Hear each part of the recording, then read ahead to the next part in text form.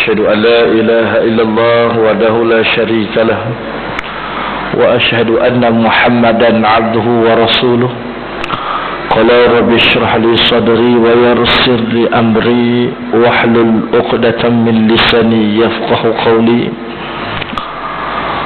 أما بعد.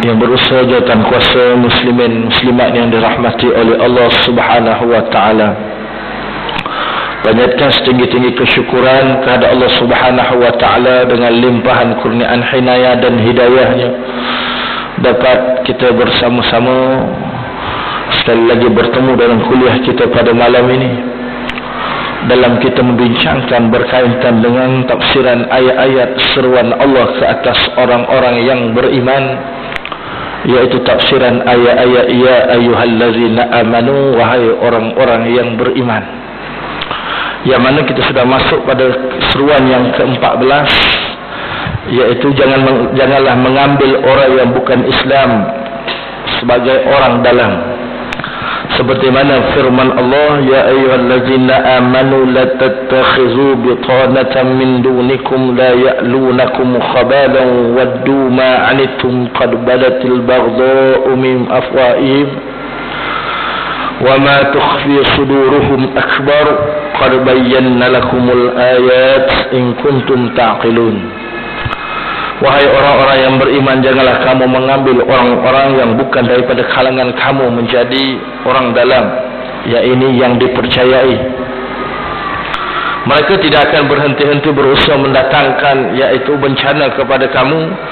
Mereka sukakan apa yang menyusahkan kamu, telah pun nyata tanda kebencian mereka pada kamu pada pertuturan mulutnya, dan apa yang disembunyikan oleh hati mereka lebih besar lagi. Sesungguhnya telah kami jelaskan kepada kamu keterangan-keterangan itu jika kamu mahu memahami. Dan kita telah bincang sampai kepada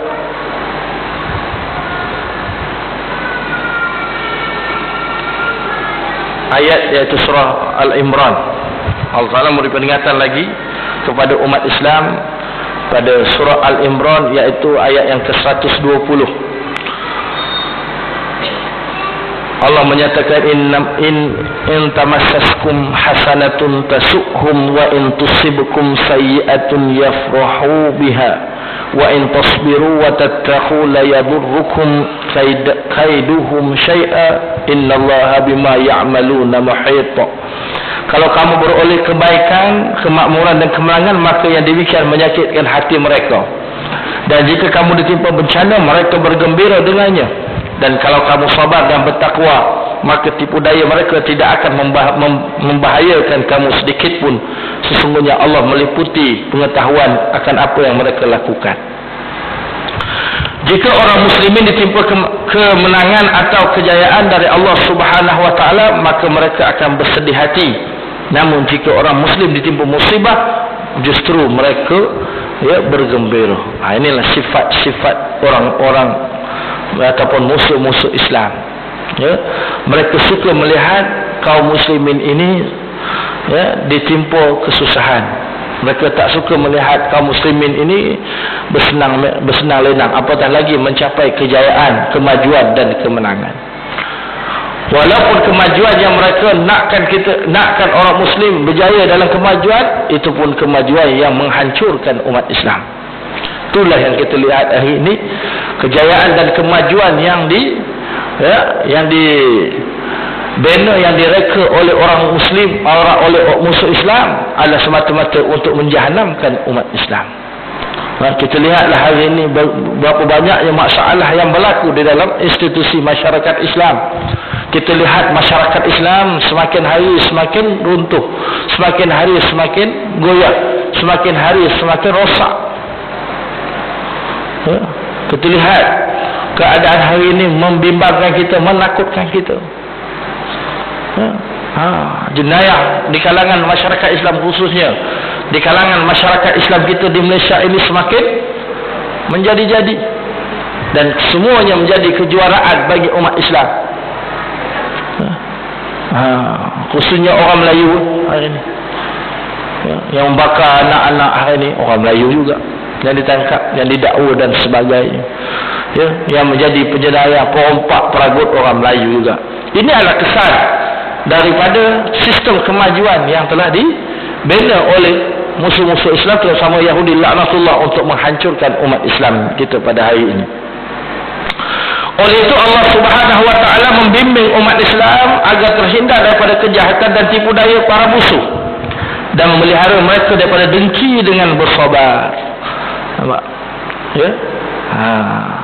Allah Ta'ala hindarkan kita daripada kejahatan musuh dan melihara mereka daripada dengki dengan cara bersabar.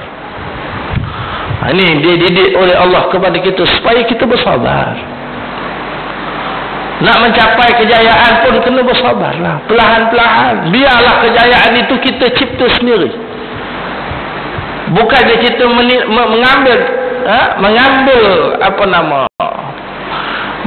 contoh atau mengambil rekaan daripada musuh-musuh Islam. Kerana setiap yang disediakan oleh musuh-musuh Islam itu adalah semata-mata untuk menjahanamkan kita. Biar perlahan-lahan. Biar perlahan-lahan. Jangan kita tergopoh-gapah sehingga menyebabkan hancurnya kehidupan umat Islam kita hari ini. Ini yang kita lihat hari ini. Ya, pembangunan dan juga cepat kehendak kita untuk membangun akhirnya menyebabkan hari ini kita menggadaikan segala-galanya. Segala-galanya. Ya, kita nak lihat, ya, kita maju dalam pada yang sama, kita lihat bahawa banyak kehancuran yang berlaku. Tekad yang kuat, ya, Allah Ta'ala mendidik kita supaya kita bertekad. Tekad kita apa dia? Tidak lain tidak bukan mau membangun bersama Islam. Inilah slogan yang perlu kita bawa. Setiap kemajuan, setiap apa yang kita nak buat, setiap perubahan yang kita nak buat, setiap apa dipanggil hari ini istilahnya, transformasi yang kita nak buat, mestilah membangun bersama Islam. Itu acuan yang paling tepat, paling selamat dan paling cantik, yaitu membangun bersama Islam, maju bersama Islam. Ya? Maknanya kita tidak meninggalkan Islam. Islam ni akan ikut bersama dan Islam akan menyusun, mengatur kehidupan kita.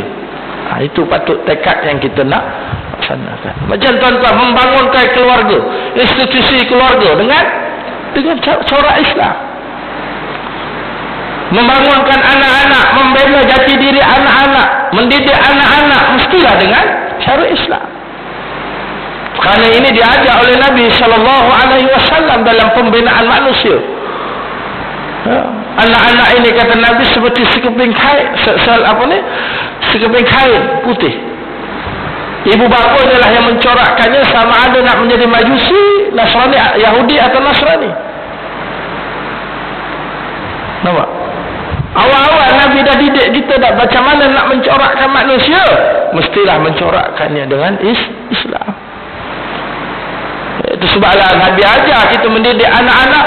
Yang pertama sekali Nabi ajar didikan awal, yang paling awal apa dia? Didikan awal bagi anak-anak apa dia, tuan-tuan?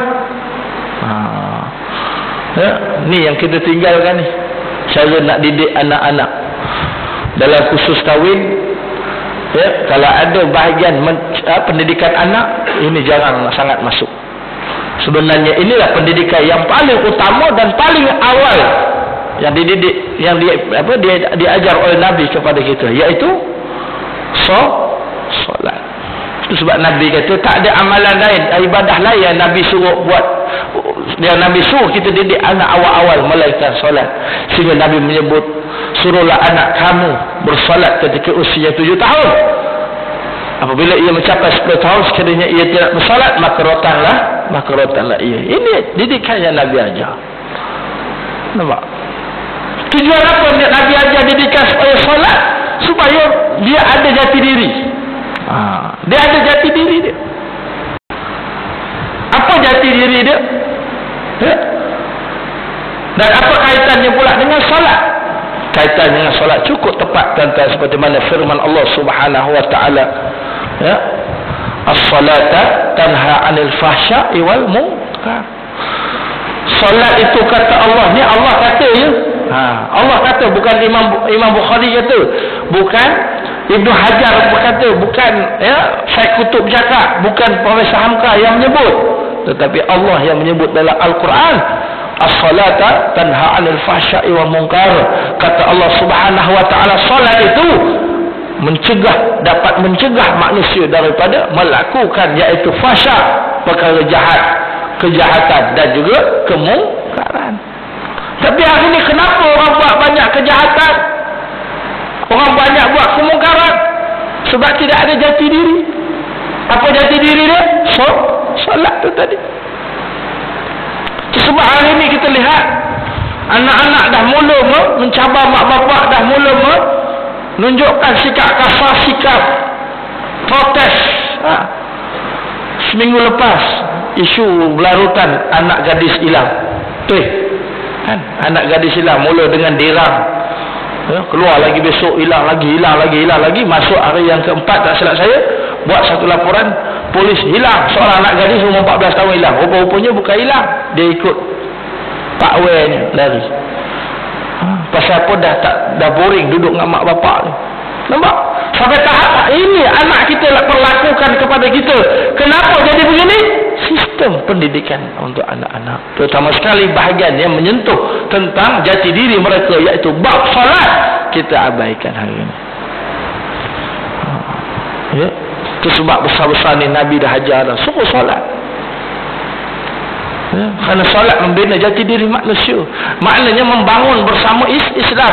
Inilah yang cuba dihancurkan oleh mereka-mereka yang dinamakan musuh Islam. Mereka mengabaikan anak-anak kita hari ini dengan perkara-perkara amal ibadah, terutama sekali perkara solat.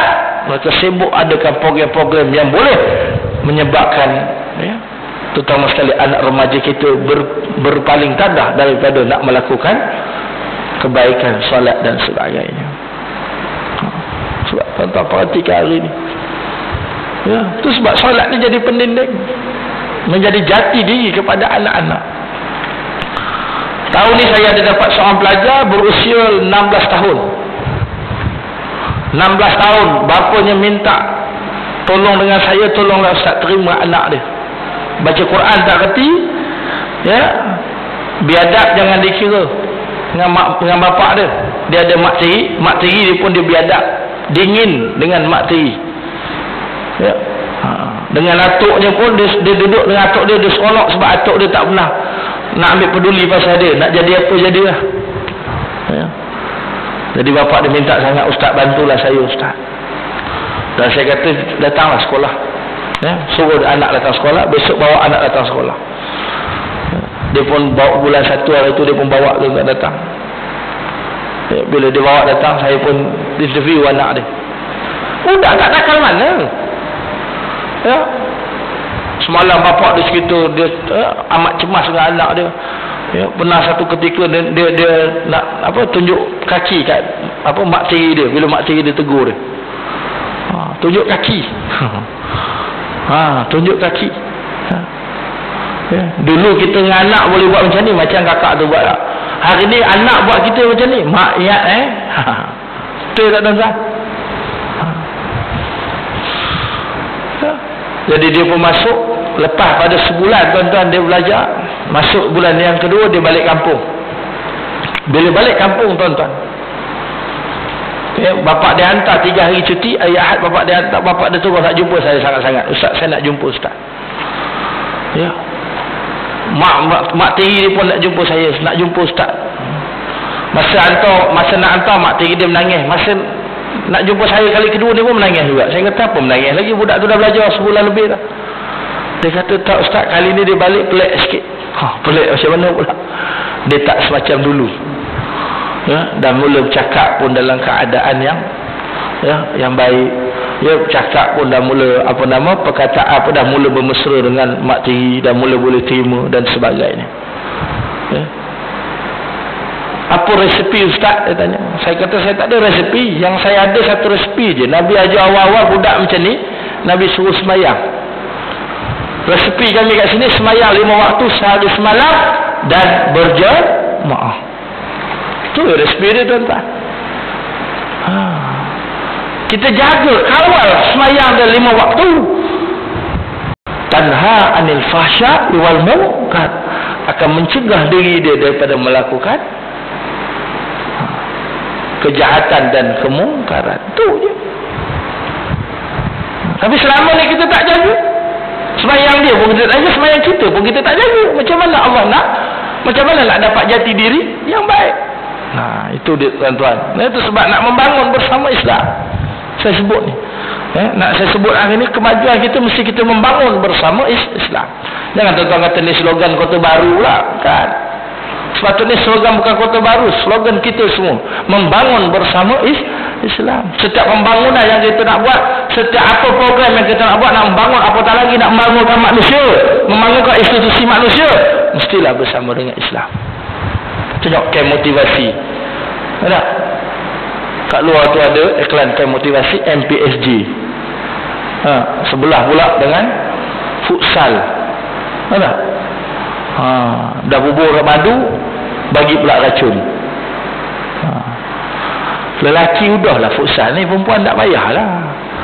Ni lelaki perempuan juga nak dia buat. Perempuan ni sesuai main bola apa maksud? Sukan apa yang perempuan sesuai? Bola jaring ke batu seremban, sudahlah. Dah dia nak sama. Ini barat punya. Inilah Yahudi punya sistem. Dia nak hancurkan masyarakat kita. Tentang logik akal lah. Sesuai tak perempuan nak main bola sepak dengan cara yang macam tu? Berlari, bergegar segala-galanya. Itu yang ramai orang datang bukan nak tengok bola. Dah lah pakai pakaian ketat-ketat, seksi-seksi. Boleh main bola pakai telekung macam ni, pakai baju macam ni. Jangan kata nak sepak bola, lari dulu bola. Jadi memang tak sesuai. Bagilah perempuan main bola jaring.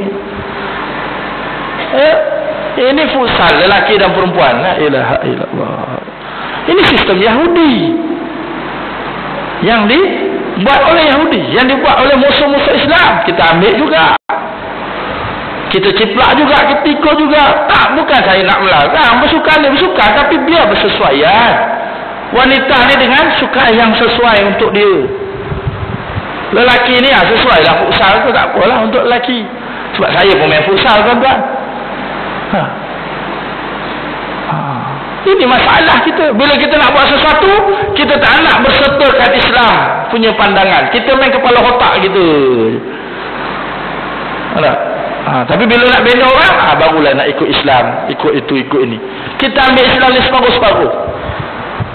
Bukan kita larang bina. Saya pun baru je buat program di Mahat Tafiz, sukan peringkat sekolah, sebelum kita akan melangsung di peringkat Persatuan Tafiz Selangor. Kita buat asing-asing. Acara wanita antaranya bola jaring. Kita mainkan dalam dewan, sewa dewan yang tertutup, perempuan je masuk, lelaki tak ada. Saya pun tak masuk. Penyampaian hadiah pun kat luar je. Buat apa penyampaian hadiah selepas habis semua, baru saya datang. Masuk untuk penyampaian hadiah. Kita jemput YB. YB pun tak datang. YB pun bijak hantar setiausaha kerja dia, perempuan. Sebab YB jawab ni bola jaring perempuan, biarlah orang perempuan yang handle. Tak apa lah. Barulah nampak sikit kita bersama dengan Islam. Itu dia. Susah nak buat macam tu. Bola jaring, batu seremban, kerem tak apalah. Orang perempuan. Taklah nampak lasak sangat kan kerem tu. Tak apa. Ini futsal bagi orang perempuan main. Lepas tu terbuka pula tu. Tak kira bini orang, laki orang. Yang kat luar tak kira laki orang. Anak bujang semua tengok je. Tenanglah bola, tenanglah. Allah. Ya Allah, ya Tuhan. Kita didik masyarakat supaya jadi masyarakat yang bernafsu sarakah, masyarakat yang bernafsu seks. Confirm lah tuan-tuan. Tuan-tuan pergilah futsal tu, confirm semua pakai ketat-ketat. Kebanyakan pakai, walaupun tudung, bontot tonggek-tonggek. Aku cakap terang-terang ni, mana ustaz tahu ni? Kita buat kajian, kita tahulah tuan-tuan. Semua nak menjahanamkan tu. Lepas menonggek main futsal, budak jantan pula menonggik anak dara kita hulu gilir. Allahu akbar tuan-tuan. Inilah didikan yang kita ajar pada masyarakat kita hari ini. Pada saya lah, futsal perempuan ni tak payahlah, tak sesuai pun. Bagi main benda lain, bola jaring sesuai lah dengan dia. Bagi main bola jaring. Ya, bagi main apa program-program yang lain, catur ke. Banyak lagi lah tuan-tuan. Apa yang masalahnya? Demam ke kalau tak boleh orang perempuan main futsal? Boleh mati ke rakyat Malaysia ni? Ini masalahnya. Kadang-kadang kita buat sistem kita celup Yahudi. Ya, kita marah Yahudi tentang bermuamalah. Ni sibuk ni hari ni perang. Politiknya pasal tak kisah. Sanggup. Tak kira lah mana-mana pun tuan-tuan kan. Ya? Kalau nak betul-betul kita menyampah dengan Yahudi betul-betul, ya, betul-betul menyampah dengan Yahudi, benci dengan Yahudi, jangan kata muamalah tu. No, Akademi Fantasia. Siapa yang cipta? Siapa cipta Akademi Fantasia? Siapa cipta? Tuan-tuan fikir sendiri. Ya. Apa nama lagi? Mentor. Siapa yang mereka ciplak? Bukan yang Amerika. Itu Amerika Ustaz. Tuan-tuan nak tahu tak? Amerika ni hanya testimoni bagi Yahudi. Yahudi cipta satu program, kemudian siapa yang menjadi testimoninya? Amerika. Bila hancur baru dia bagi dekat negara-negara lain. Faham? Ya, belajar sikit. Tak? Jangan nak ekonomi je gitu. Ekonomi. Kalau ni rakyat Malaysia tak makan. La ilaha illallah Muhammadur Rasulullah. Zaman hantua dulu orang bersibuk makan tuan-tuan. Kan? Zaman hantua mana ada parti politik? Ada zaman hantua parti politik. Elok je orang makan. Tak ada masalah pun.